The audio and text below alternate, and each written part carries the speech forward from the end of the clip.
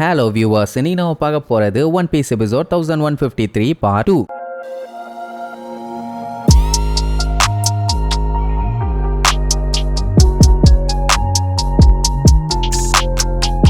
Open பண்ணா போன பாட்டுல அந்த அயன் ஜெயன்ட் ரோபோட்டை அடிச்சு துவம்சம் பண்ணி அதை மொத்தமா காலி பண்ணல, உள்ள டெலிகாஸ்ட் பண்ணிட்டு இருந்த அந்த டிரான்ஸ்போர்ட்டர் ஸ்னேல செதற விட்டுட்டாங்க. சோ இனிமேட்டு பிராட்காஸ்ட் ஆகுமாங்கிறது டவுட் தான். அதே நேரம் பிராட்காஸ்ட பாத்துக்கிட்டு இருந்த பெரிய பெரிய தலைங்க, அதுக்கப்புறம் பொதுமக்கள், பைரட்ஸுங்க, நேவி ஆளுங்கன்னு எல்லாருமே பதறுவாங்க. என்னாச்சுன்னு விவி மாதிரி ஆளுகளுக்கெல்லாம் புரிஞ்சிருச்சு அங்க ஏதோ பெரிய பஞ்சாயத்து போயிட்டு இருக்குதுன்னு. இங்க பாத்தீங்கன்னா அந்த ரோபோட்டை பொல்லந்து கட்டிட்டாங்க. அதை பார்த்துட்டு நம்ம ஜெயன்ட்ஸ் எல்லாம் கதறுவாங்க, ஐயோ இப்படி ஆயிருத்தேன்னு. சோ ஒரு வழியா பிராட்காஸ்ட் கட் ஆயிருச்சுன்னு தெரிஞ்ச உடனேதான் எல்டர்ஸ் எல்லாருமே கொஞ்சம் நிம்மதியாவானுங்க. இதுதான் அவங்களோட ஃபர்ஸ்ட் பிரையாரிட்டியா இருந்தது. அதை ஒரு வழியா சால்வ் பண்ணியாச்சு. இனி இந்த தீவுல இருக்க எல்லாத்தையுமே கொல்லணும்ல, சோ ஒருத்தரை கூட உயிரோட விடக்கூடாதுன்னு முடிவு பண்ணிடுவானுங்க. அதே நேரம் பானியும் லூஃபியும் சேர்ந்து சேட்டனை அடிச்சு பீஸா தெறிக்க விட்டாங்கல்ல, அந்த ஆள் பாத்தீங்கன்னா பிஞ்சு போன பார்ட்ஸ் எல்லாம் மறுபடியும் ஒன்னா சேர்த்தி நார்மல் ஆயிட்டான். அவ்வளவு நேரம் உசுர கொடுத்து அடிச்சது எல்லாம் வீணா போச்சு. இதெல்லாம் கல்லாட்டையா. அந்த டைம் நம்ம ஆளுங்க வேற கப்பல்ல பிளைங்ல வந்துட்டு இருந்தாங்கல்ல, பின்னாடி வேற அந்த குதிரை மான்ஸ்டர் மண்டையை வெட்டிட்டு வரான். நம்ம நமி உசோப்பு சாப்பர்லாம் தொண்டை கிளிய கத்திக்கிட்டு இருக்காங்க. அந்த டைம் நமி இருந்துட்டு ஜோரோ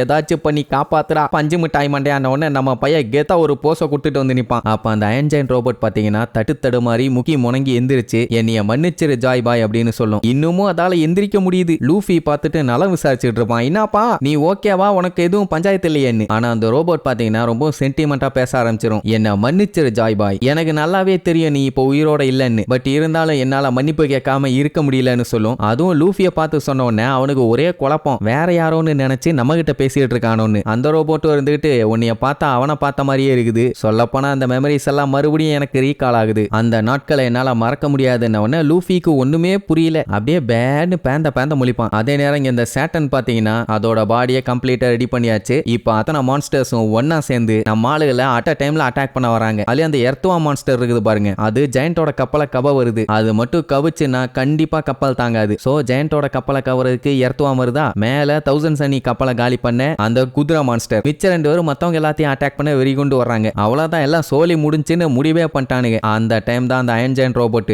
என்னைய மன்னிச்சிரு ஜாய் பாய், என்னால உன்னை கிங்கா மாத்த முடியல அப்படின்ட்டு லூஃபியை கூப்பிட்டு உன்னோட பேர் என்னன்னு கேக்குமா. அவன் எப்பவும் சொல்ற மாதிரியே சொல்லுவான், என்ன கொஞ்சம் கத்தி சொல்லுவான், நான் தான்டா Monkey D Luffy, king of the pirate ஆக போறவன் அப்படின்னு. ஒன்னு அந்த அயன் ஜெயன்ட் ரோபோட் வேற எதையுமே நோட் பண்ணல. அந்த டிங்கிற பேரை கேட்ட உடனேயே அப்படியே வெறி கொண்டு எந்திரிச்சு நிக்கும். அதை பார்த்த அந்த பன்னி மான்ஸ்டர் கடுப்பாயி, இன்னும் உன்னால எந்திரிக்க முடியுதா, இதோட உன்னைய காலி பண்ணிடுறேன்னு காலை தூக்கும் மிதிக்கிறதுக்கு. இன்னுமே அந்த ரோபோட்டால மூவ் பண்ண முடியுதான்னு வேற ஷாக்கா கேட்கும். இதுக்கப்புறம் உன்னைய போட்டு அடிச்சுக்கிட்டு இருக்கணும்னு எங்களுக்கு அவசியம் இல்ல, அதனால தேவையில்லாம குறுக்க வராதன்னு சொல்லிட்டு இருப்பாங்க. அப்ப அந்த ரோபோட் அதோட உடம்புக்குள்ள இருந்து ஒரு கயிறு ஒண்ணு வெளியில இழுக்கும். அந்த ரோபோட் பாத்தீங்கன்னா எப்பவுமே ஜாய் பாய் தான் சொல்லிட்டு இருக்கும். ஆனா இப்போ லூஃபின்னு சொல்லிட்டு அந்த கைத்தை புடிச்சு இழுக்கும் பாருங்க. அதோட உடம்புல இருந்து பயங்கரமான ஹாக்கி பவர், அதான் கலர் ஆஃப் சுப்ரீம் கிங்பாங்கல்ல, அந்த பவர்ஃபுல்லான ஹாக்கி. லூஃபிய பார்த்துட்டு மிரண்டுருவான். அந்த டைம் அந்த ரோபோட் இருந்துட்டு எனக்கு அந்த நாஸ்டாலஜிக் டீமை நீ மறுபடியும் காமிச்சிருக்க, அதுக்கு ரொம்ப நன்றின்னு சொல்லும். அதான் லூஃபி நிக்காவா மாறின உடனே ஒரு மியூசிக் கேட்கும்ல, அந்த மியூசிக் தான் சொல்லுது,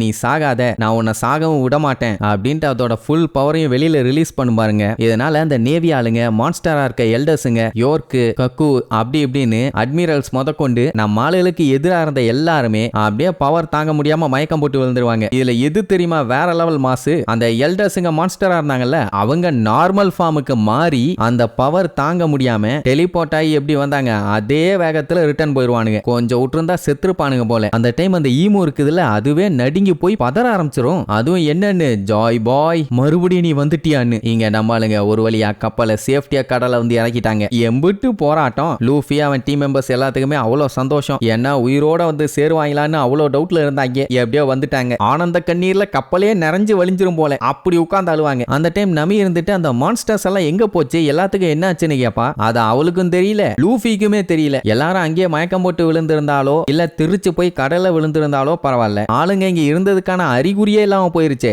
அதுதான் ஒண்ணும் புரியாம முழிச்சுட்டு இருப்பாங்க. அதுக்கப்புறம் எல்லாம் மாத்தி விசாரிச்சுக்குவாங்க, எல்லாம் ஓகே தானா, நல்லபடியா இருக்காங்களா, ஆளுங்க எல்லாருமே வந்தாச்சா அப்படி இப்படின்னு. நமி தான் அட்லஸையும் எடிசனையும் நினைச்சு ரொம்ப ஃபீல் பண்ணுவா. அப்போ சேட்டனை காட்டுறாங்க. அந்த ஆள் பாத்தீங்கன்னா இன்னும் தீவில தான் இருக்காரு, நடக்க முடியல, ரொம்ப கஷ்டப்பட்டு மெத்தடு மாதிரி நடந்து வந்து அந்த ரோபோட்டை முறைச்சுக்கிட்டு நிப்பாரு. அப்ப அந்த ரோபோட்டு கொஞ்சம் கொஞ்சமா ஷட் டவுன் ஆகுமா. அந்த டைம் அதுக்கு ஒரு மெமரி ஒன்னு ரீகால் ஆகும். வேற ஒண்ணு இல்ல, ஜாய் பாய் கூட இருந்த டைம். அப்பதான் ஃபர்ஸ்ட் டைம் ஜாய் பாயை காட்டுறாங்க. ஆனா ஷேடோல தான் காட்டுவாங்க. அதை பார்க்கும்போது அப்படியே லூஃபியை பார்த்த மாதிரியே தான் இருக்கும். வாய்ஸுமே எனக்கு அப்படிதான் இருந்துச்சு. அந்த டைம் இருந்த ஜாய் பாய் தான் அந்த ரோபோட்டோட உடம்புக்குள்ள அவனோட ஹாக்கி பவரை ஸ்டோர் பண்ணி வச்சிருப்பான். ஏதாச்சும் பிரச்சனைன்னு வந்துச்சுன்னா அந்த கைத்தை இழுத்து ஹாக்கி பவரை ரிலீஸ் பண்ணுன்னு அதை ஆக்சுவலா சீல் பண்ணி வச்சிருக்குது. அந்த ரோபோட்டால மட்டும்தான் அந்த கைத்தை ஆக்சஸ் பண்ண முடியும். எப்படியும் ஜாய் பாயால ரொம்ப காலங்களுக்கு எல்லாம் உயிரோட வாழ முடியாது. ஏன்னா அவன் மனுஷன் தானே. பட் ரோபோட் அப்படி இல்லையே. எனக்காவது ஒரு நாள் ஜாய் பாயால அதுக்கு ஹெல்ப் பண்ண முடியாத நிலைமை வரும். அந்த டைமுங்கும் போது அதை யூஸ் பண்ணி நீ உன்னைய காப்பாத்திக்க அப்படிங்கிற மாதிரி சொல்லியிருப்பான். பட் அது அந்த ரோபோட்டால ஏத்துக்க முடியல. ஒன்னு அந்த பவரை அந்த ரோபோட்டை காப்பாத்திக்கிறதுக்காக யூஸ் பண்ணிக்கணும், இல்ல அது வேற யாரையாச்சும் காப்பாத்தணும்னா அதுக்கு யூஸ் பண்ணிக்கலாம். சோ அது வந்து ஜாய் பாய் ஹெல்ப் பண்ண மாதிரி தானே இருக்கும். அவன் இறந்தா கூட அவனே ஹெல்ப் பண்ண மாதிரி கணக்காயிரும்ல. இத சொன்ன உடனே அதுக்கு செம ஹாப்பி. நீ இறந்தா கூட என் கூடவே தான் இருப்ப, சூப்பர்னு சொல்லுமா. அட லூசு பயலே, நான் ஃபியூச்சரை பத்தி பேசிட்டு இருக்கேன், சீரியஸா இருன்னு சொல்லுவான். ஆனா அதுக்கு என்ன சந்தோஷம்னா நான் லோன்லியா இருக்க மாட்டேன், எனக்கு அது போதும்னு சொல்லும். இப்போ என்னன்னா அந்த அயன் ஜெயண்ட் ரோபோட் கம்ப்ளீட்டா ஷட் டவுன் ஆயிருச்சு. இதுல ஒரு ஒற்றுமையை பாத்தீங்களா, ஜாய் பாய் இறந்து போயிட்டான். ஆனா அந்த பவர் இதுகிட்ட இருந்ததுனால அவன் இன்னும் கூடவே இருக்காங்கிற கணக்குல அது உயிரோட இருந்துச்சுன்னு வச்சுக்கலாம். எப்ப அவன் பவர் அவனை விட்டு போயிருச்சோ அந்த ரோபோட்டும் கம்ப்ளீட்டா ஷட் டவுன் ஆயிருச்சு. சோ நீ இல்லாத உலகத்துல நான் மட்டும் எப்படி வாழ முடியும், நானும் இறந்து போறேன் அப்படிங்கிற மாதிரி அந்த ரோபோட்டும் காலியாயிருச்சு. நல்லா இருக்குது இல்ல. சரி, இனி இதுக்கப்புறம் நம்ம ஆளுங்க சேஃப்டியா தப்பிச்சு இனி எங்க போறாங்க, நேவி ஆளுங்க இனி சும்மா விடுவாங்களா, இவங்களால நிம்மதியா பழையபடி ஊர் சுத்திட்டு திரிய முடியுமான்னு அடுத்தடுத்த எபிசோட்ல பார்க்கலாம். டடா.